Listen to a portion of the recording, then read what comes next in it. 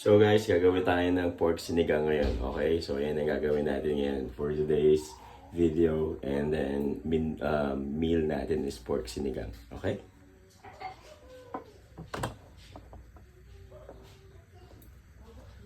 So ayan guys, lagay tayo ng mantika.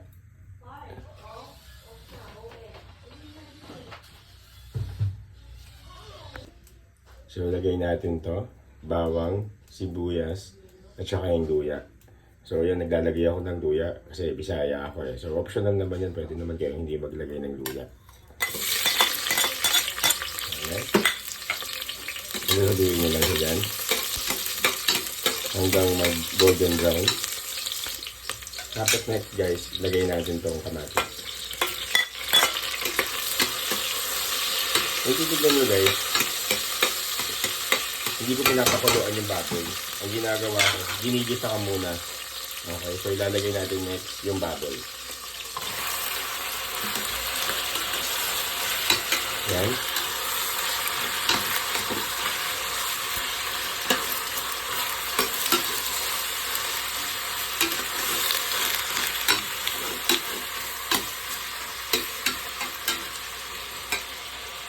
Yan, maglalagay tayo ng asin.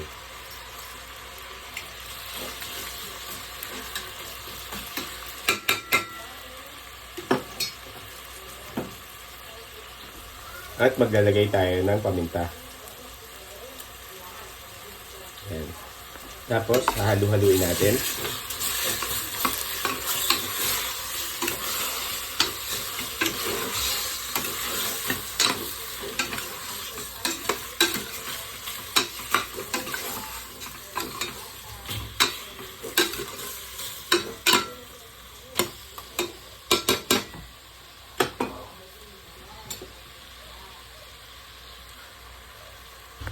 At tubig galing sa Maynilad. Tapos pakukuluin natin siya. Yan.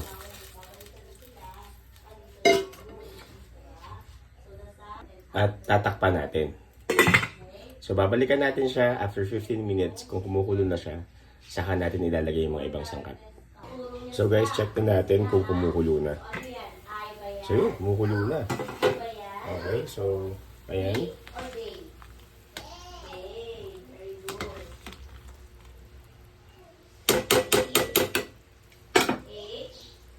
So ayun, lalagay natin itong dalawang pork cubes para mas malasa yung sabaw. Okay. 1.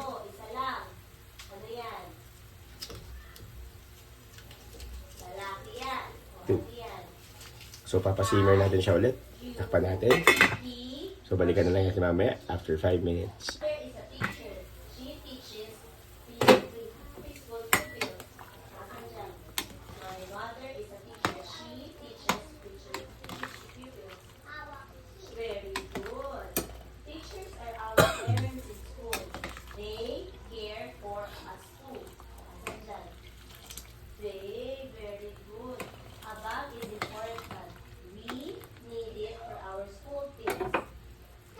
So ayan, kumukulo siya.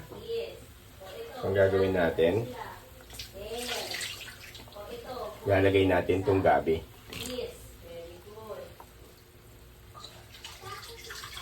Tapos din, tatakpan natin ulit. Pakulo natin siya in 3 minutes and after that, maglalagay tayo ng ibang ingredients. So ayan, tingnan natin.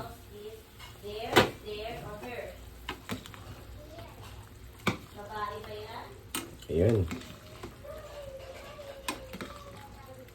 Ang ganda ng itsura, guys. Ayan siya. Okay. So, takpan natin ulit. Ayan, guys. Check na natin.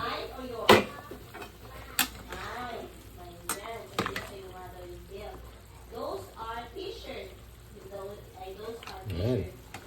Medyo malambot na. So guys, check natin. So okay na. So maglalagay tayo ng patibagong gulay is sitaw. Yan.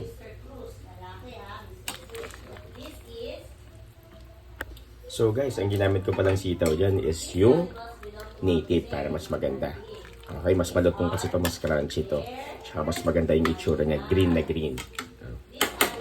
So guys, it's time for us to put the sinigang mix. Okay, maglalagay na tayo ng sinigang mix. Okay. Ngayon natin.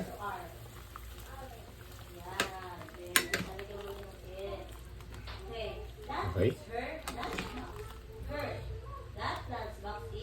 Ngayon natin.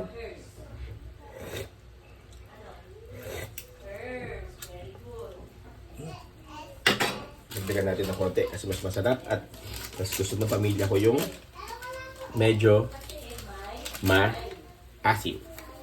Yan, pagay tayo konti. Yan. And then, additional na gulay is labanos. Then, maglagay na tayo ng siling haba. And then, lagyan natin. Takpan muna natin saglit. So guys, ayan. Kumukulo na siya. So, ang final na natin lalagay dito is na kangkong.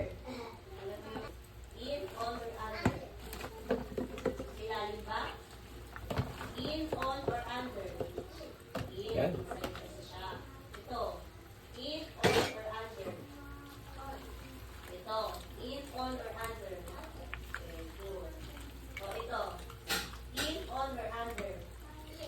Yan. Alright. So, konting simmer na lang to. Ready na ang ating pork sinigang. So guys, ready na yung ating pork sinigang. Ayan. Enjoy!